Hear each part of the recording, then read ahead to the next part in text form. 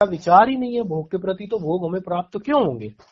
भाई पूर्व जन्म में हम साधु मार्ग पे आए, तो जब हमने पूर्व जन्म में जो भजन करा वो ऐसा भजन करा ही नहीं कि हम एक बहुत बड़े साधु बने या वीआईपी बने, जब हमें ऐसे विचार उठे ही नहीं तो नहीं बने हम। तो पूर्व जन्म के हमारे संस्कार है या इस जन्म की जो हमारे चिंतन है उसके अनुसार ही तो हमारा भविष्य निर्धारित हो रहा। अब हम अभी भी जो कर रहे हैं इसमें दो रास्ते जाते हैं। एक रास्ता ये जाता है जैसे हमारे की भाई यहाँ देखा सारी हवा कुछ देखी, कुछ लोग सोचे संत तो बनेंगे, तो कुछ होना नहीं, भागवत सीखो भागवत सीखो, वृंदावन चले गए क्योंकि पैसा तो संत पड़े में भागवत में ही है, तो भागवत कथा करेंगे। हमने तो ऐसा नहीं सोचा, हमने लघु पूरी करी। और जो भी है शास्त्र, हमारी रुचि जो थी ये पूर्व जन्म का ही तो कोई संस्कार होगा। हमारी रुचि वेदांत में ही हो रही, हमारी रुचि और द्वैती ग्रंथों में हो नहीं रही। पढ़ तो सब रहे शास्त्र, मुझसे ज्यादा संस्कृत पढ़ रहे, न्याय भी मेरे से बढ़िया जान रहे, सब जान रहे, लेकिन उसके बाद जो जिस चीज में एक निर्णय होता है कि मैं यही जीवन जीना चाहता हूँ या मैं इसी प्रकार की विचारधारा से रहना चाहता हूँ, तो कई लोग तो वो भागवत की विचारधारा से जीवन जीना चाहते हैं कथा इत्यादि करके। लेकिन मैं तो भागवत की विचारधारा जो है उसमें भागवत में जो अद्वैत वेदांत की विचारधारा है उससे जीवन जीना चाहता हूँ। ये तो अवश्य हमने पूर्व जन्म में और वही ऐसे ही हमने संकल्प ऐसे ही भाव किए, वही हमें प्राप्त है और वही भविष्य में प्राप्त होगा। तभी हमारा मन ऐसा हो पाया कि भाई हम ये दुखम सुखम तो ठीक है, एक समय ऐसा था भाई दुखम सुखम में ज्यादा दुख प्रतीत होता था। अब तो दुखम सुखम में ये है कि हो रहा तो हो रहा भाई, कोई दिक्कत नहीं है। हम कोई अनर्गल कार्य नहीं करेंगे, हम अपना जो है जिस कार्य से हमारे मन को वास्तविक संतुष्टि मिले और जो प्रमाणित हो, और आखिरी में जहां जाना ही है सबको वही काम करेंगे हम। तो व्यक्ति को स्वरूपगत बोध ही है, और स्वरूपगत बोध की बात तो अद्वैत वेदांत ही करे, केवलाद्वैत भी कहते हैं इसे, अद्वैत वेदांत को केवलाद्वैत भी कहते हैं। तो ये तो अपने संस्कार की ही बात है ना, और निष्ठा की भी वही बात है। आप कितना ही दम लगा लो, यदि आपने पहले इस चीज का अभ्यास नहीं किया हुआ हो या आपका ये निर्णय नहीं हो कि मुझे यही करना, आपका उसमें हो ही नहीं सकता, आपका मन ही नहीं पक सकता।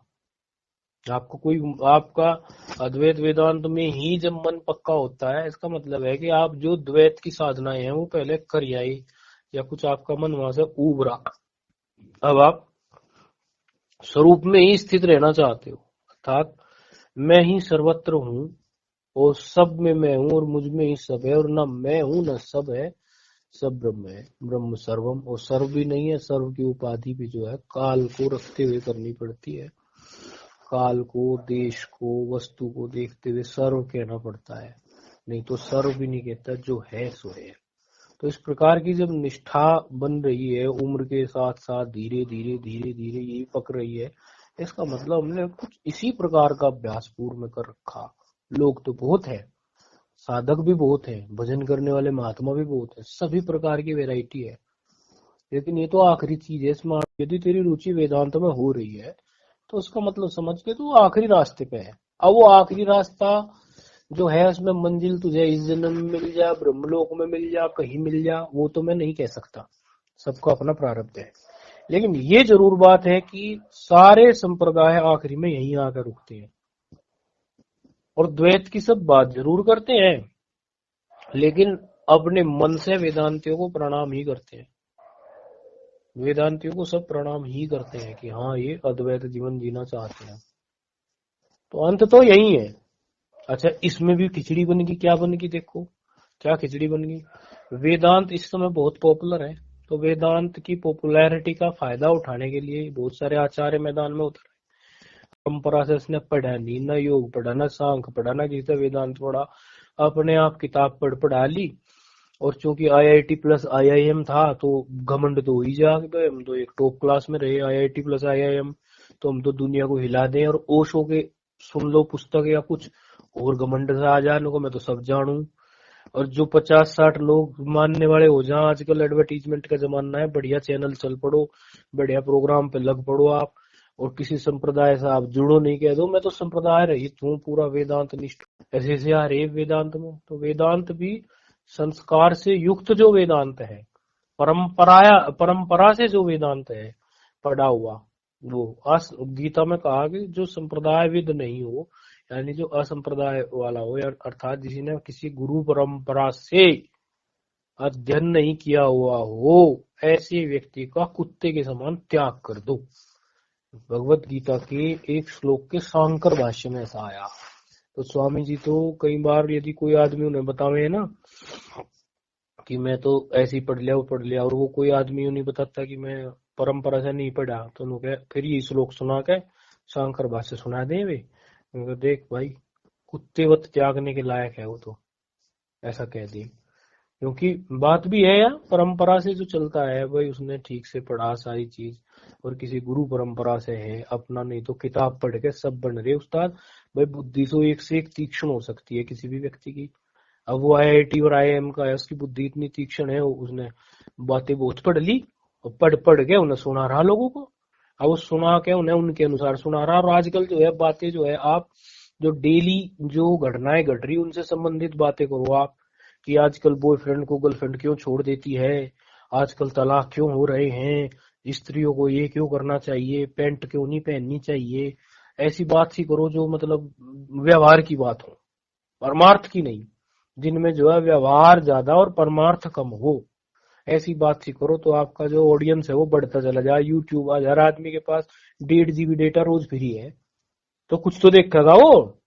अब उसमें से 1 अरब जनता है, 1.25 अरब, उस 1.25 अरब जनता में से आपने यदि 10-20 लाख जनता पटिया भी ली तो आपकी दुकान तो चलेगी।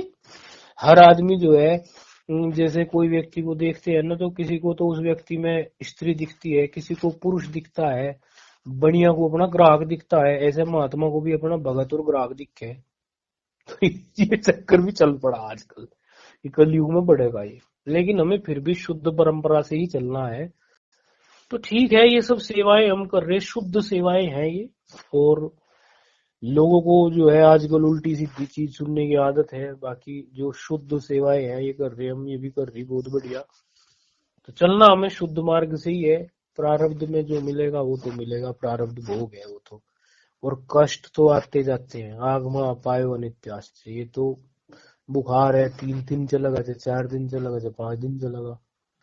घर में कोई परेशानी आ गई, वो अभी तो टली जा, इतनी परेशानी टली गई, लेकिन उस परेशानी के समय पे हमने अपने मन को साधना में ही रखा, या कोसा किसी को, या किसी की कमी निकाल ली, इसकी वजह से ऐसा हो गया, हम यूं परेशान हो गया कुछ भी, तो वो चीज आपके अंदर एक संस्कार संचित कर देगी। तो संस्कार अपने अंदर अब जो संचित करो वो सोच समझ के करो, मन और बुद्धि के बीच में विचार को पीस दो, फिर उसमें से जो ठीक चीज बच जाए उसे बचा लो, बाकी जो है सो देखा जाएगा। क्योंकि साधना हमें कराने के लिए कोई डंडा लेके आने वाला नहीं, ना बताने वाला। साधना हमें स्वयं करनी है। तो साधना जब हमें स्वयं करनी है तो स्वयं करने वाली साधना हमारी कोई 10 मिनट की कोई साधना नहीं है कि हम तो त्रिकाल संध्या करते हैं, लेकिन व्यवहार में हो रही त्रुटियों पे हमारा ध्यान नहीं है। हमें जो है हर क्षण साधना करनी है, हर क्षण हमारी साधना है। सुबह साधना है, दोपहर साधना है, शाम साधना है, ये तो संध्याएं हैं। इससे भिन्न हमारे व्यवहार में क्या त्रुटि हो रही है, जिससे हम मिल रहे हैं उसके प्रति जो हमारा व्यवहार है वो आत्म दृष्टि से है कि नहीं है, हम उसका भी मंगल चाहते हैं कि नहीं चाहते हैं। जो भी व्यवहार हम करते हैं ये सोच के करते हैं कि ये व्यवहार यदि पलटकर हमारे पास आएगा तो उसका क्या परिणाम होगा, ऐसा हम सोचते हैं कि नहीं सोचते हैं। और जब भी कष्ट हमारे जीवन में आता है तो क्या हम ये मूल मंत्र गीता के अध्याय का ही लेके चलते हैं कि आगमा अपायो अनित्याश्च? क्या हम उनको जो दुख और सुख है और जो शीत और जो ताप है उनको हम सहन करते हैं साधना की दृष्टि से? एक होता है मजबूरी में किसी चीज को सहन करना, अरे क्या करें, बड़ी मजबूरी बड़ी मजबूरी। दूसरा होता है ताप तो वही है, दुख तो वही है, लेकिन उसमें साधना की दृष्टि से उसको कि ठीक है इससे हमें अभ्यास हो रहा है। कोई व्यक्ति बोलता है हमें कि आपका शरीर जो है नाजुक है, आप जल्दी बीमार हो जाते हैं, कुछ हो जाता है कुछ हो जाता है। हमने कहा भाई एक बात बताइए हमें आप, यदि हम बीमार हो भी जाए, यदि हमें बुखार आ जाए, जुकाम हो जाए, कुछ भी चीज हो जाए, तो वो जो कष्ट आता है वो शोधन कर देता है शरीर का, एक बात। दूसरी बात यह है कि शरीर जिस चीज के लिए हैबिचुअल नहीं था, आदतन नहीं था, उसकी भी तो शरीर को आदत बन रही है। तो इसमें कोई नुकसान हमें कुछ नहीं हुआ। यदि बीमार हो भी गए तो क्या हुआ? तो उसमें हमारी दृष्टि कैसी है? यदि वो दृष्टि हमारी छोटी हो गई तो हमें नुकसान है। इसीलिए हमेशा मूल सिद्धांत से चलो, जो सिद्धांत कहीं कटे नहीं। ऐसा नहीं है कि आप जो सिद्धांत लेके चल रहे हैं वो आपके किसी एक दायरे में तो सही साबित हो, लेकिन जैसे ही आप उस दायरे से बाहर निकले वहां वो गलत साबित हो जाए। वो सिद्धांत सर्वमान्य नहीं है।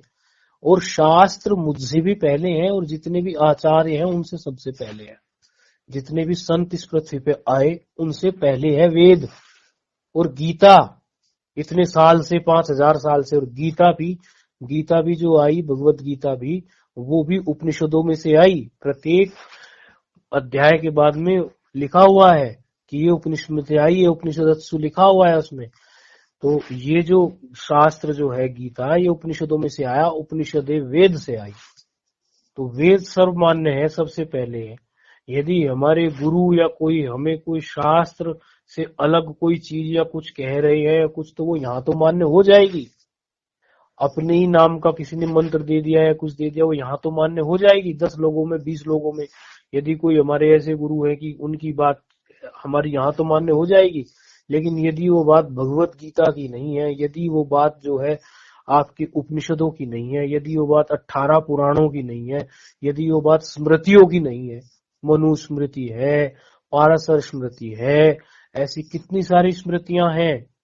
यदि वो बात स्मृति की नहीं है, यदि वो बात उपनिषद की नहीं है, यदि वो बात जो है वो वचन भगवत गीता का नहीं है, वेद का नहीं है, तो पुराण का नहीं है, तो वो बात आपकी यहाँ तो मान्य हो जाएगी, लेकिन कहीं और मान्य नहीं होगी।